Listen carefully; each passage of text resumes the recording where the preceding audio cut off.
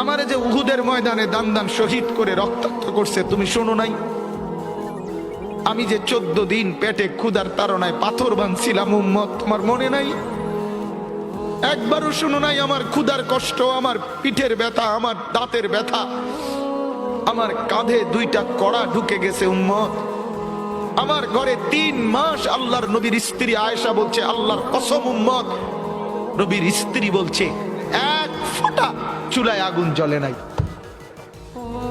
নওজোয়ান আপনারা বলেন বাপ, আজকে যাদের 1 বছর 6 মাস 2 বছর কোনদিন ফজরের নামাজ পড়েন না, দিনের পর দিন রাতের পর রাত যায়, এভাবেই 6 মাস, এভাবেই 1 বছর, এভাবেই 2 বছর, আপনি জানেনও না ফজরের ওয়াক্ত হয় কখন, ফজরের জামাত হয় কখন।